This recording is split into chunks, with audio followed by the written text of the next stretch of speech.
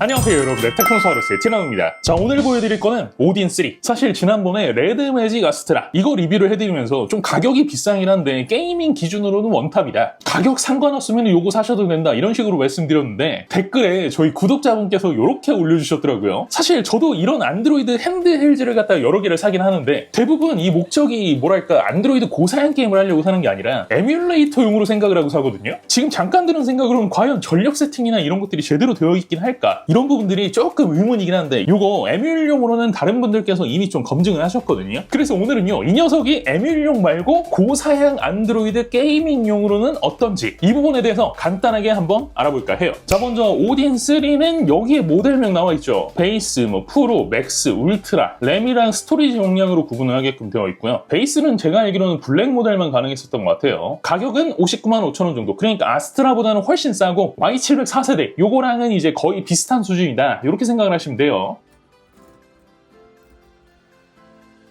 자, 이렇게 열어주면은 기기 나오고요. 간단한 설명서, 케이블은 C2C 하나가 들어가 있고요. 생각보다는 깔끔하네요. 군더더기 없이 유리로 전면 싹 덮어놨고요. 이쪽에 이제 흡기랑 배기, 그립부에 미끄러지지 말라고 텍스처 처리 이런 식으로 해놨고, 전면 조작부는 홀 이펙트 조이스틱 위아래로 비대칭 형태로 들어가 있고요. 방향키는 너무 딱딱하지 않으면서도 안쪽에 아주 얕게 딸깍딸깍 구분감 줘가지고 커맨드 집어넣기 괜찮을 것 같고요. 버튼도 RP5나 오딘2 같은 경우는 조금 소음이 있는 편이었는데 요게 RP6에서도 좀 바뀌었거든요. 같은 느낌인 것 같습니다. 제대로 잘 잡은 것 같아요. 이번에는 조이스틱 반발력 괜찮은 편이고요. 스피커 전면에다 이런 식으로 넣어놨고, 각종 메뉴 버튼 위치 조작부랑 간섭 없어서 좋고요. 상단에는 볼륨 업다운 버튼이랑 전원 버튼, L1 질감, L2 아날로그 질감, 후면 버튼 질감, 하단 쪽에는 마이크로 SD카드 슬롯이랑 3.5mm 오디오 잭, USB는 DP-RT 지원하는 3.1 버전으로 들어가 있어요. 자, 사이즈는 RP5 기준으로 비교를 하면은 조금 차이가 나죠. 두께는 그렇게 많이 차이가 나진 않는 것 같고, 디스플레이 사이즈라든지 이런 것들이 있으니까 그거에 비례해서 조금 커졌다고 보시면 될 것 같고요. 무게는 384g, 8인치 게이밍 태블릿이랑 비교를 했을 때 Y7045보다는 조금 무겁고요. 아스트라랑 거의 비슷한 수준? 자, 이제 한번 켜보죠. 이거 안드로이드 버전이 되게 옛날 것 같이 보이는데요? 살짝 좀 번역도 이상합니다. 이게 무슨 말이야 이게? 9V 3A로 충전하는 걸 제한하겠다는 건가? 이게 여러분들 스펙상으로 60W 충전을 지원하거든요? 근데 지금 이렇게 보면은 이 둘 중에서 하나밖에 선택이 안 돼요. 다른 걸로 바꿀 수가 없어. 프로세서는 퀄컴 스냅드래곤 8 엘리트, 메모리 8GB의 안드로이드 버전 15고요. 디스플레이 들어오면은 색상 모드 정할 수 있고 색, 온도 조절 가능하고요. 스무스 디스플레이, 자동으로 주사위를 갖다가 조정을 해주는 기능은 없는 것 같아요. 진동 같은 경우에는 강도 조절은 괜찮은데 질감적으로 봤을 땐 그렇게 고급스럽지는 않은 것 같아요. 자, 그리고 그 밖에 컨트롤러 스타일, 키 매핑 같은 핸드헬드로서의 필요한 기능들이 몇 가지 들어가 있는 모습이 보여주고 있어요. 자, 이렇게 해서 간단하게 언박싱을 진행을 해봤는데 나쁘지 않아 보이거든요, 언뜻 봤을 때는. 다만 실제로 좀 진득하게 사용해보면 느낌이 좀 다를 수도 있잖아요. 제가 이것저것 좀 깔고 충분히 사용해본 다음에 싹 정리를 해서 다시 가져올게요. 잠시만 기다려주세요. 구독 한 번만 부탁드릴게요. 자, 여러분들 돌아왔어요. 일단 제 얼굴이 여러분들 되게 밝죠? 조금 있다가 여러분들께 제가 굉장히 충격적인 결과 보여드릴 테니까요. 중간에 나가기 없어요. 놓치지 말고 지금부터 따라오세요. 먼저 볼 거는 디스플레이. 스펙은 6인치 1920x 1080 120Hz OLED 디스플레이가 탑재가 되어 있고요. 보시는 것처럼 색역 훌륭하고 최대 밝기 스펙 시트에 맞춰서 나오고 색 정확도 거의 완벽하죠. 굉장히 훌륭한 편입니다. 다만 지금 이거는 여러분들 소프트웨어 업데이트가 한번 되면서 최저 밝기가 조금 올라온 상태거든요. 예전에는 이것보다 훨씬 더 심했어요. 약간 화면이 자글자글하면서 붉은기가 좀 도는 느낌이라고 해야 될까요? 대신 완전 어두운 곳에서 게임을 할 때는 조금 눈뽕이 있어. 그건 여러분들 감안하셔야 될 것 같고요. 둘째, 이게 버님 방지를 위한 밝기 헤드룸이 없는 건지 뭔지, 이게 여러분들 제가 지금 설정한 게 아니거든요. 로직상으로는 컨트롤러에 입력이 없거나 아니면 터치 입력이 없을 때 일정 시간이 지나면 자동으로 발동이 되게끔 되어 있는 것 같은데 밝기에 상관이 없이 나와. 그래서 매번 나올 때마다 이거 올레드 패널이었지? 이거 조금 많이 쓰면 뭔가 그 버닝 생기고 이러는 거 아니야? 이런 생각이 들면서 사람 마음을 굉장히 좀 불편하게 만듭니다. 자, 그 다음 스피커는 좌우 전면 하단에 2개 해서 스테레오 스피커. 먼저 소리부터 들려드릴게요. I've been getting out of bed these past few days. Think it's fair to be proud about it.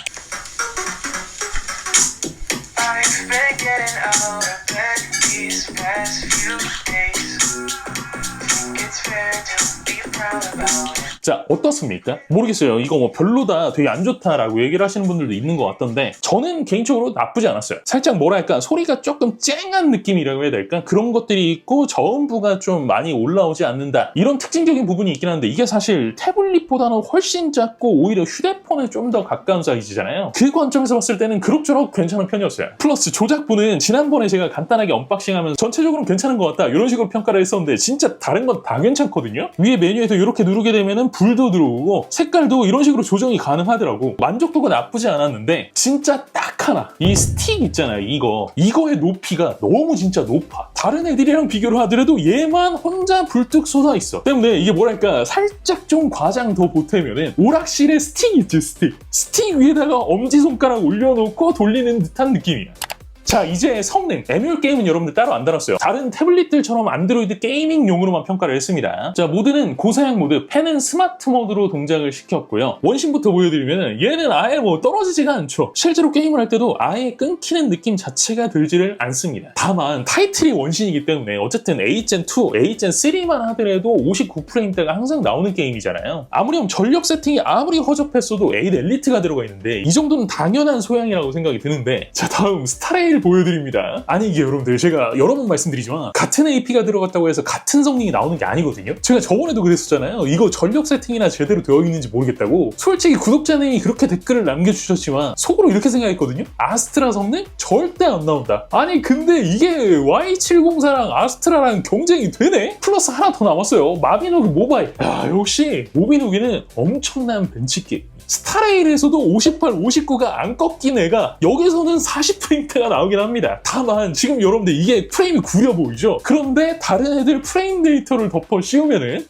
와 진짜 말도 안 돼요. 진짜로 말도 안 돼. 자, 그럼 여러분들 상황이 이렇게 됐는데 벤치 점수는 안 봐도 알겠죠? 장난 아니에요. 스트레스 테스트가 이게 과연 스트레스 테스트가 맞나? 라는 생각이 들 정도야. 말도 안 돼. 뭐 싱글, 멀티, 뭐 단발, 스트레스 테스트 할 거 없어요. 그냥 모든 영역에서 지금까지 봤었던 A 엘리트 모든 기기들 중에서 최고의 유지율 전부 다 갱신해버렸어요. 자, 그럼 여러분들 도대체 이런 수치가 어떻게 찍혔나 이게 굉장히 궁금하게 되잖아요. 테스트 할 때 여러분들 저는 대부분 밝기를 갖다가 300 근접해서 맞춰놓고요. 얘 같은 경우에는 심지어 디스플레이가 크지도 않잖아요. 사양적으로 봤을 때는 더 전력을 잡아먹을 구석이 없어. 그런데 전력이 와 이게 지금 실화입니까? 원신 같은 경우는 사실 요즘에 나온 AP 기준으로 봤을 때는 5W에서 6W 정도 먹이면 떡을 치거든요. 근데 원신에서 8W대, 스타레일에서는 무려 12W대. 그동안에 수많은 기기를 리뷰를 했지만 정말로 아무 생각 안 하고 전력을 때려 매기는 애는 옛날에 그 Y701 그러니까 Y700 1세대랑요. 리전 스마트폰 기억나세요? Y70? 걔들 정도 얘기할 수 있거든요. 근데 걔들도 한 10에서 11W가 맥스였어. 스타레일에서 가뿐하게 그걸 뛰어넘고 마비노기 모바일에서는 아니 진짜 와 라는 말밖에 안 나옵니다. 세상에 14W를 먹어요. 그렇게 전력을 때려 매기니까 성능이 안 나올 수가 없는 거지. 자, 그렇다면 여러분들 도대체 얘는 어떻게 이렇게 말도 안 되는 전력을 먹일 수가 있었던 걸까요? 그렇죠?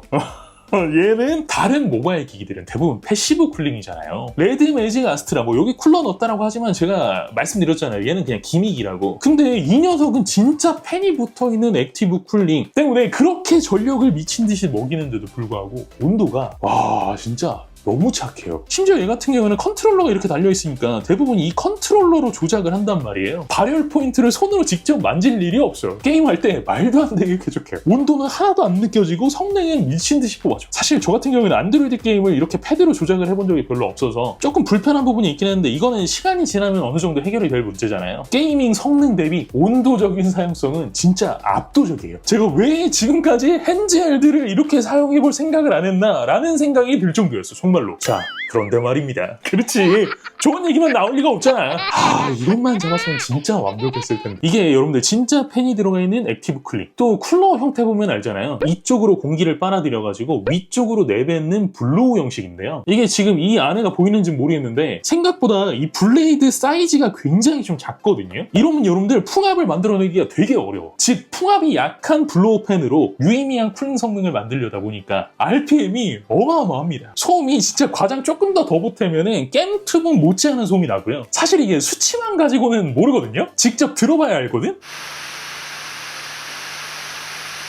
이게 소리가 되게 고주파 비슷하게 나요. 플러드 시에는 이건 나는 이렇게는 못 쓰겠다 라는 생각이 들 정도로 굉장히 거슬리는 소리가 나요. 그리고 마지막 배터리, 이게 여러분들 그냥 전력을 많이 안 먹일 때는 8 엘리트의 전성비 특성을 갖다가 얘가 그대로 가지고 있기 때문에요. 8 엘리트 탑재된 여러분들 휴대폰 써보셨잖아요. 진짜 전성비가 엄청나거든요. 플러스 배터리가 얘가 또 8000mAh란 말이에요. 굉장히 오래 갑니다. 진짜 불편함이라고는 1도 찾아볼 수가 없어요. 자, 그런데 이게 성능 모드를 갖다가 변경을 하고 쿨러까지 돌아가는 상태에서 아까 전에 고사양 게임 돌렸더니 나왔던 전력 데이터 보셨죠? 뭐 8W, 12W, 14W 이렇다 보니까 완충된 상태에서 완전히 꺼질 때까지 플레이 타임이 한 2시간 조금 넘는 정도? 그 배터리가 완전 진짜 순삭된다라고 얘기를 했었던 UMPC랑 거의 비슷한 플레이 타임이 떨어져요. 플러스 하나 더, 이거는 제가 못 찾는 건지 아니면은 원래 이런 건지 베이스 모델만 이런 건지 정확하게는 모르겠지만 이게 그거더라고. 5V 3A는 15W가 맥스로 들어가고요. 9V 3A 충전 제한으로 해놓으면 27W까지만 들어가. 60W 충전은 도대체 어떤 모델에서 뭐 어떻게 해야지 들어가는 거야? 이거 혹시 60W 충전하는 법 아시는 분들이 있으면 댓글 좀 남겨주세요. 다른 분들 참고하실 수 있게끔. 단 뭐 집에서 쓰실 분들은 불편함 없으실 거예요. 여기 지금 전화 분리라고 되어 있죠? 이게 뭐냐면 바이패스예요. 소리만 감당할 수 있다. 그러면은 뭐 전력 부담 없이 충분히 사용하실 수 있으니까 그런 걱정은 안 하셔도 될 것 같아요. 자, 이제 정리를 좀 해드리면은 조이스틱 높이 빼고 그럭저럭 잘 뽑은 조작부, 만족스러운 디스플레이, 그럭저럭 괜찮은 스피커, 미친 듯이 놀라운 성능과 온도, 라이트한 사용 시 굉장히 오래가는 배터리까지. 가격도 뭐 올레드 들어가 있고 8 엘리트 들어가 있으면 그렇게 막 비싼 편이라고 보기는 좀 어렵잖아요. 전체적으로 굉장히 잘 만든 기기라고 볼 수가 있는데 모든 일이 그렇잖아요. 주어진 능력치에는 그에 상응하는 대가를 치러야 하는 법. 고사양 게임 등 고전력을 필요로 하는 상황에서는 미친 전력에 상응하는 미친 소음이 나오고요. 그리고 밖에서 이걸 휴대용으로 사용하기에는요, 주변 사람들한테 좀 쿨러 소음이 빡셀 수 있고 배터리가 녹아내리는 거, 이거는 어느 정도 감안을 하셔야 된다. 잠깐 며칠 동안 사용해본 소감이긴 하지만요, 제 생각에는 만약에 성능충에다가 온리 게이밍용이다 이런 분들은 어차피 제가 바이패스 된다고 말씀드렸잖아요. 로켓 이어폰 끼고 쓰세요. 충분히 그 정도의 값어치는 한다고 생각합니다. 단 영상 시청이라든지 뭐 이런 것들까지 다 포함해서 다목적 사용을 염두한 구매다. 그러면 여러분들 이거는 어쨌거나 어찌됐거나 결국에는 게임기거든요. 태블릿의 컴팩트함을 따라갈 수가 없어요. 그러니 그런 분들은 그냥 Y704 가시면